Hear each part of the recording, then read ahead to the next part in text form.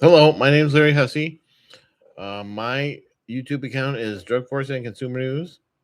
My Google handle is @K-pop fan in America. My Blue Sky is something I update pretty much every day. You might want to see the one I did yesterday. I'm not going to tell you about it. Blue Sky, Larry Hussey. Hey, several videos ago, several months ago, I said boycott Ethiopian coffee, and I said that Whole Foods was getting in on it, and I was wrong. Whole Foods is gloriously selling Ethiopian coffee left and right. Okay? So, I'm going to revisit this on Gemini AI, and I'm going to read the argument and the counter argument for you right now. Okay? Okay, so it says the debate around boycotting Ethiopian coffee generally doesn't stem from a single organized global movement, but rather from a few deeply complex ethical, geopolitical, and humanitarian issues. Because coffee is Ethiopia's largest export, supporting the livelihoods of roughly 15 to 20 million people, any discussion about cutting off purchases carries massive real world weight.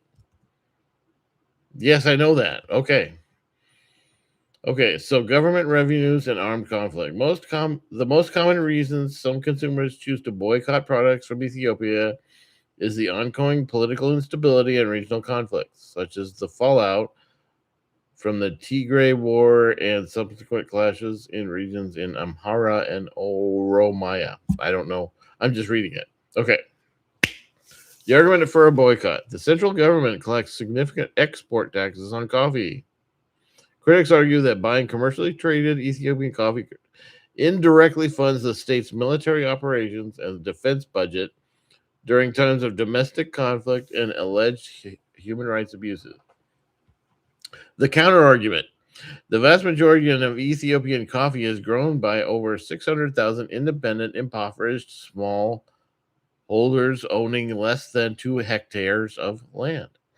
A blanket boycott harms these vulnerable farmers long before it impacts government revenues, potentially pushing them further into poverty and forcing them to clear land for alternative illicit cash crops such as marijuana, probably. And that's from the Guardian, by the way. Okay, supply chain transparency. The revenue gap. Specialty coffee shops in the West might sell a premium single origin Ethiopian cup for $5 or $6. Yeah, no kidding. I know that. I didn't know that. Swing, swing. I know that. Okay, swing. Okay. Yet the smallholder farmer who cultivated, harvested, and washed those beans by hand frequently earns less than $1 a day.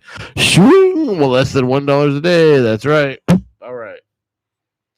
Corporate disputes. Past conflicts, like the famous mid 2000s intellectual property dispute, where corporate giants initially opposed Ethiopia's efforts to trademark its own regional coffee names, like Sidamo and Harar, have made some consumers wary of how mainstream chains exploit the region's heritage. Oh, there you go. Environmental hurdles, the Euro EUDR dilemma. Strict new global environmental regulations, such as European Union deforestation regulation, have inadvertently sparked a crisis for the local trade. The EUDR requires proof that coffee was not grown on recently deforested land. While Ethiopian coffee is traditionally grown sustainably in the shade of natural forests, the millions of remote smallholders lack the complex digital mapping technology and infrastructure to legally prove compliance to strict Western buyers, legally leading to localized friction and shifting trade dynamics. Hmm. What can an ethical consumer do? If you want to enjoy the unique floral and blueberry forward profiles that Ethiopian Arabica is famous for without compromising your ethics, the general consensus among coffee professionals isn't a total boycott, but rather extreme selectivity. Buy fully traceable specialty coffee. How it helps. Avoid mass market commodity grade blends where the supply chain is completely opaque. Support direct trade roasters. Choose roasters that bypass traditional exploitative middlemen to establish a direct financial relationship with Ethiopian washing stations, ensuring a much higher percentage. Okay. Look for transparent pricing metrics. Some progressive importers publish exact data showing FOB price free on board. Okay. Is that it? Okay. All right. Well, okay. Well, what I'm going to say is, what about the Civil War? What about the Civil War?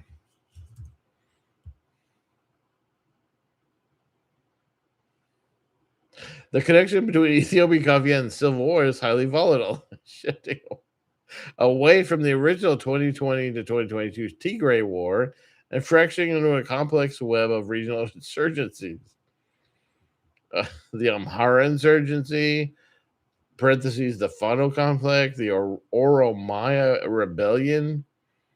Oh my God. Why coffee is tainted by the fighting? One, direct government funding. Coffee is the economic engine of Ethiopia. The federal government collects vital foreign exchange. Critics argue that these revenues directly sustain the state's military budget. Drone purchases, there you go, drone purchases, and security apparatus.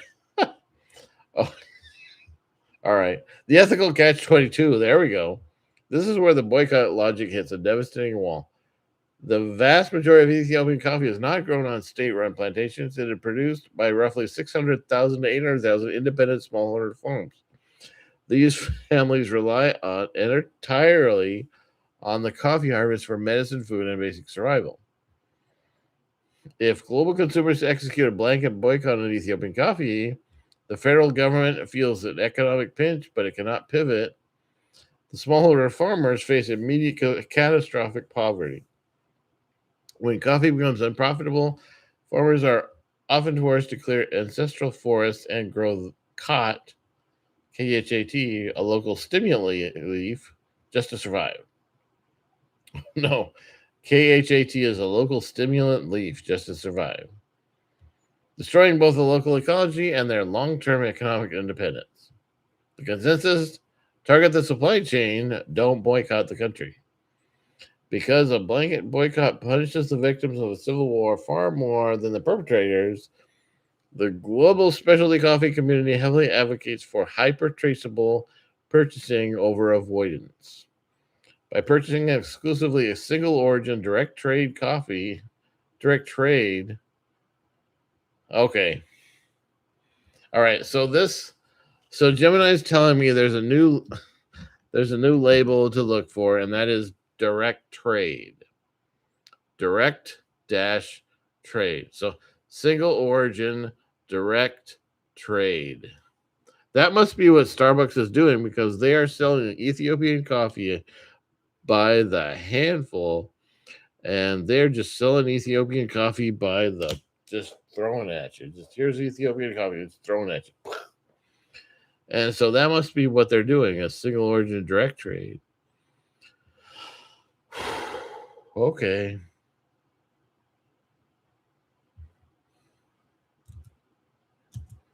Okay, so I'm going to say, what about Eritrea?